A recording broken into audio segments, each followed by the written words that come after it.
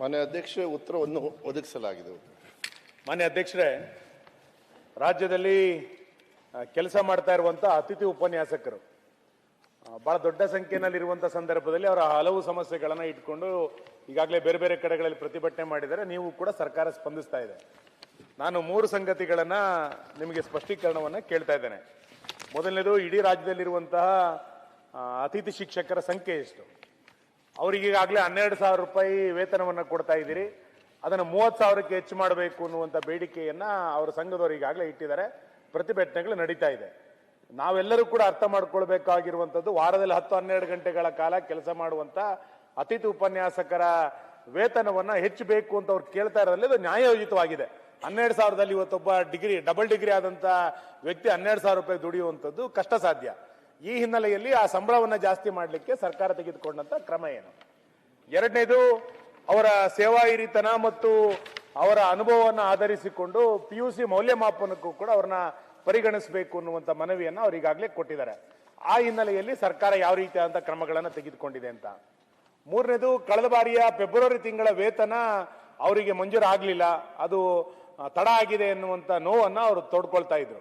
ಅವ್ರಿಗೆ ಕೊಡುವಂಥದ್ದೇ 6-7 ತಿಂಗಳ ಸಂಬಳ, ವರ್ಷದ 12 ತಿಂಗಳ ಏನು ಸಂಬಳ ಕೊಡ್ತಾ ಇಲ್ಲ ನೀವು. ಅದರಲ್ಲಿ ಫೆಬ್ರವರಿ ತಿಂಗಳದನ್ನ ಕಟ್ ಮಾಡಿದಿರಿ, ಅದನ್ನೇನೋ ತಡ ಆಗಿದೆ ಎನ್ನುವಂತ ಮಾತನ್ನು ಹೇಳಿದ್ದಾರೆ. ಈ ಕುರಿತಂತೆ ಸರ್ಕಾರ ಯಾವತ್ತ ಹಣವನ್ನು ಬಿಡುಗಡೆ ಮಾಡುತ್ತೆ ಅಂತ. ಮಾನ್ಯ ಅಧ್ಯಕ್ಷರೇ, ಇದನ್ನ ನಾನು ಕೂಡ ಒಂದು 2-3 ಈ ಸ್ಟ್ರೈಕ್ಸ್ ಎಲ್ಲ ನಡೀತಾ ಇತ್ತು, ನಾವು ಕೂಡ ಹೋಗಿದ್ವಿ. ಅದನ್ನ ಫೈನಾನ್ಸ್ ಡಿಪಾರ್ಟ್ಮೆಂಟ್ ಅವರು ಈಗ ಆಸ್ ಇಟ್ ಇಸ್ ರಿಜೆಕ್ಟ್ ಮಾಡಿ ಕಳಿಸಿದ್ರು. ಬಟ್ ಮತ್ತೆ ನಾನು ಮುಖ್ಯಮಂತ್ರಿಗಳಿಗೆ ಮನವಿಯನ್ನ ಮಾಡಿದ್ದೀನಿ. 30,000 ಮಾಡೋದಕ್ಕೆ ಸ್ವಲ್ಪ ಕಷ್ಟ ಆಗ್ಬೋದು, ಆದರೆ ಇನ್ನೂ ಸ್ವಲ್ಪ ಹೆಚ್ಚು ಮಾಡ್ತಕ್ಕಂಥದ್ದು ನನಗೂ ಕೂಡ ಆಸೆ ಇದೆ. ಮಾನ್ಯ ಮುಖ್ಯಮಂತ್ರಿಗಳು ಕೂಡ ಅದಕ್ಕೆ ಆಯ್ತು, ಮುಂದಿನ ದಿವಸದಲ್ಲಿ ಆದಷ್ಟು ಬೇಗ ನೋಡೋಣ ಅಂತ ಹೇಳಿದ್ದಾರೆ. ಅದು ಮಾಡಬೇಕಾಗತ್ತೆ, ನಾನು ಕೂಡ ಒಪ್ಕೊಳ್ತೀನಿ. ಯಾಕಂದ್ರೆ 10,000 ಒಂದು ನಿಮಿಷ ಸುನಿಲ್ ಅವರು, ನೀವು ಬಂಗಾರಪ್ಪನವರು ಒಂದೇ ನಿಮಿಷ, ನೀವು ಬಂಗಾರಪ್ಪನವ್ರ ಮಗ. ಬಂಗಾರಪ್ಪನವರು ಎಷ್ಟು ಧಾರಾಳವಾಗಿದ್ರು, ಎಂತೆಂತ ಯೋಜನೆಗಳನ್ನ ದಿಟ್ಟತನದಿಂದ ಕೊಟ್ಟರು ಗೊತ್ತಿದೆ. ಆ ಬಂಗಾರಪ್ಪನವ್ರ ಮಗ ಅನ್ನೋ ರೀತಿಯಲ್ಲಿ ಆನ್ಸರ್ ಮಾಡಿ. ಇನ್ಯಾರೋ ಆರ್ಥಿಕ ಇಲಾಖೆಯವರು ಕೊಡ್ತಾರೆ, ಒಂದು ಆದೇಶ ಇವತ್ತು ಕೊಡಬೇಕು. 15,000ದಿಂದ 25,000 ಮಾಡ್ತೀನಿ, ಅದು ನಿಮ್ ತಾಕತ್ತು. ಅದು ಬಿಟ್ಟು ನೀವು ಇನ್ನೇನೋ ಅವ್ರ ಮುಲಾಜಿಗೊಳಗಾಗ್ತೀನಿ. ಅವರು ಬಂಗಾರಪ್ಪನ ಮಗ ಹೌದು, ಆ ಸ್ಥಾನಕ್ಕೆ ಹೋದಾಗ ಆ ತೀರ್ಮಾನ ತಗೊಳ್ತಾರೆ. ಮಾನ್ಯ ಅಧ್ಯಕ್ಷರೇ, ಹೌದು, ಆ ಸ್ಥಾನಕ್ಕೆ ಹೋದಾಗ ಅವ್ರು ಮಾಡ್ತಾರೆ, ಗಡಿಬಿಡಿ ಮಾಡ್ತಾರೆ. ಮಾನ್ಯ ಅಧ್ಯಕ್ಷರೇ, ಅಲ್ಲ, ಸಿದ್ದರಾಮಯ್ಯ ಸಾಹೇಬ್ರು ಕೂಡ ಬಂಗಾರಪ್ಪಾಜಿಯವ್ರ ತರನೇ ನಿರ್ಧಾರ ತಗೊಳ್ತಾರೆ ಅಂತ ನನಗೆ ವಿಶ್ವಾಸ ಇದೆ. ಆದಷ್ಟು ಬೇಗ ಆ ಕೆಲಸವನ್ನ ಮಾಡ್ತೀವಿ. ಆಮೇಲೆ ಅಧ್ಯಕ್ಷರೇ, ಒಂದೇ ನಿಮಿಷ. ಸುನಿಲ್ ಎತ್ತಿರುವಂತ ಪ್ರಶ್ನೆ ನನ್ನ ಮನೆಗೂ ಕೂಡ ಹಲವಾರು ಬಾರಿ ಬಂದಿದ್ರು, ಈಗ ಅಧಿವೇಶನ ಸಂದರ್ಭದಲ್ಲೂ ಬಂದಿದ್ರು. ನಾವು ಮಿನಿಮಮ್ ವೇಜಸ್, ಈಗ ಮಿನಿಮಮ್ ಸರ್ಕಾರ ಕೂಲಿ ಇದೆಯಲ್ಲ, ಮಿನಿಮಮ್ ವೇಜಸ್ 18,000 ಮೇಲೆ ಇದೆ ಮಿನಿಮಮ್. ಅದು ಈಗಾಗಲೇ ಹಿಂದೆ ನಮ್ಮ ಅಶ್ವತ್ಥನಾರಾಯಣ ಅವರು ಇದ್ದಾಗ ಡಿಗ್ರಿ ಕಾಲೇಜ್ಗೆಲ್ಲ ಜಾಸ್ತಿ ಮಾಡಿದ್ದಾರೆ, ಡಬಲ್ ಇದು ಮಾಡಿದ್ದಾರೆ. ನಾನು ಮಧು ಅವರಿಗೆ ವಿನಂತಿ ಮಾಡುವಂಥದ್ದು, ಇದು ಯಾರು ಕೇಳಕ್ ಸಾಧ್ಯನೇ ಅಲ್ಲ. ಅದು ಸಂಬಳ ಕೊಡೋದು ನೀವು 3 ತಿಂಗಳಿಗೋ 4 ತಿಂಗಳಿಗೋ ಒಂದ್ಸರಿ ಸಂಬಳ ಕೊಡ್ತೀರಾ. ಅಷ್ಟುವರೆಗೂ ಅವ್ರೇನು ಹೊಟ್ಟೆ ಮೇಲೆ ತಣ್ಣೀರು ಬಟ್ಟೆ ಹಾಕೊಂಡಿರ್ಬೇಕಾ 3 ತಿಂಗಳು? ಅಟ್ಲೀಸ್ಟ್ ಕಾಲಕ್ಕಾದ್ರೂ ತಿಂಗಳಿಗೂ ಕೊಡಿ. ಹಿಂದೆ ಕೊಡೋರು ಹಿಂದೆ ಕೊಟ್ಟಿಲ್ಲ, ಮುಂದೆ ಅದು ಬೇಡ. ಈಗ ಪ್ರಶ್ನೆ ಬಂದಿರೋದು ಹಿಂದೆ ಯಾರು ಮಾಡಿದ್ರು ಅದನ್ನೆಲ್ಲ ಪ್ರಶ್ನೆ. ಈಗ ಅವ್ರಿಗೆ ನೀವು ಒಪ್ಕೊಂಡಿದ್ದೀರಾ, ನಾವು ಮುಖ್ಯಮಂತ್ರಿಗಳನ್ನ ವಿನಂತಿ ಮಾಡ್ತೀನಿ, ನೀವು ಮಾಡಿ.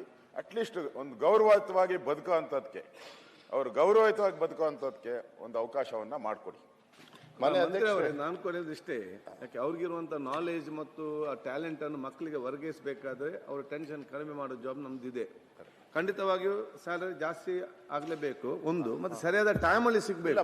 ಇದು ಏನಾಗಿದೆ ಅಂತ ಹೇಳಿದ್ರೆ, ನಾವು ಅಲ್ಲಿ ಲಾಸ್ಟ್ ಟೈಮ್ ಇದ್ದಾಗ ಎಲ್ಲ ಮನೆಗೆ ಅವ್ರು ಬರ್ಲಿಕ್ಕೆ, ಈಗ ಇಲ್ಲಿ ಬಂದಿದ್ದಾರೆ, ಇಲ್ಲಿ ಬಂದು ಇವರ ಮನೆಗೆ ಹೋಗ್ಲಿಕ್ಕೆ ಈಗ ಇಬ್ರು ಸೇರಿ ಆದಷ್ಟು ಬೇಗನೆ ಇದಕ್ಕೆ ಒಂದು ಪರಿಹಾರ ಕಂಡುಕೊಡಿ. ಬಟ್ ಅದು ಕೆಲವು ಟೆಕ್ನಿಕಲ್, ಅಶೋಕ್ ಅವರೇ, ಏನಂದ್ರೆ ಟೆಕ್ನಿಕಲ್ ಇದರಿಂದ ಬೇಕಾದ್ರೆ ನಾನೇ ಪರ್ಸನಲ್ ಆಗಿ ಫಾಲೋ ಮಾಡ್ತಾ ಇದ್ದೀನಿ. ಯಾಕಂದ್ರೆ ಕೊಡೋ ದುಡ್ಡೇ ಕಮ್ಮಿ ಕೊಡ್ತಾ ಇದೀವಿ, ಅದು ನನಗೆ ಚೆನ್ನಾಗಿ ಗೊತ್ತಿದೆ.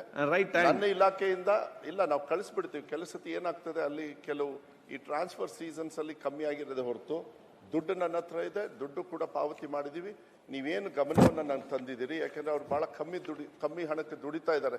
ಆಸ್ ಇಟ್ ಇಸ್ ಆ ಟೈಮಿಗೆ ಕೊಡ್ತಕ್ಕಂಥ ಜವಾಬ್ದಾರಿ ನಾನು ಸಂಪೂರ್ಣವಾಗಿ ತಗೊಳ್ತೀನಿ. ಮತ್ತೆ ಅವರ ಸಂಬಳವನ್ನು ಕೂಡ ಹೆಚ್ಚು ಮಾಡತಕ್ಕಂಥದ್ದು ನಿಮ್ಮ ಮನವಿ, ನಮ್ಮ ಮನವಿ, ಮತ್ತೆ ಸಭಾಧ್ಯಕ್ಷರು ಏನಿದ್ದಾರೆ ಅದು ಮಾನ್ಯ ಮುಖ್ಯಮಂತ್ರಿ. ಇದ್ರಲ್ಲಿ ಏನಾಗಿದೆ ಅಂತಂದ್ರೆ ಅವರಿಗೆ ದಸರಾ ಹಾಲಿಡೇ ಕೊಟ್ಟಾಗ ಅವ್ರಿಗೆ ಸಂಬಳ ಕೊಡ್ತಾ ಇಲ್ಲ ನೀವು. ಮಾರ್ಚಿನಲ್ಲಿ ಎಕ್ಸಾಮ್ ಇದೆ ಅನ್ನೋ ಕಾರಣ ಸಂಬಳ ಕೊಡಲ್ಲ. ಹಂಗಂತೇಳಿ ಆ ನಡುವೆ ಇನ್ಯಾವುದೋ ತಿಂಗಳಲ್ಲಿ ಬೇರೆ ಕೆಲಸ ಮಾಡ್ಲಿಕ್ಕೆ ಸಾಧ್ಯ ಇಲ್ಲ ಅವ್ರ ಕೈನಲ್ಲಿ. ಆಗ ವರ್ಷ ಪೂರ್ತಿ ಇದನ್ನು ಪರಿಗಣನೆ ಮಾಡಿ ಮಾರ್ಚ್ ತಿಂಗಳು ಮತ್ತು ಅಕ್ಟೋಬರ್ ತಿಂಗಳನ್ನು ಕೂಡ ಅವ್ರ ವೇತನದಲ್ಲಿ ಪರಿಷ್ಕರಣೆ ಮಾಡೋದು ಒಳ್ಳೇದು. ನಡುವೆ ಬೇರೆ ಕೆಲಸ ಎಲ್ಲಿ ಮಾಡಕ್ಕಾಗತ್ತೆ ಅವರಿಗೆ? ದಯಮಾಡಿ ಮಾನವೀಯತೆ ದೃಷ್ಟಿಯಿಂದ ಅರ್ಥ ಮಾಡ್ಕೊಳ್ಳಿ. ಬಾಲಚಂದ್ರ ಜಾರಕಿಹೊಳಿ, ದೇವೇಗೌಡ, ಜಿ ಟಿ ದೇವೇಗೌಡರು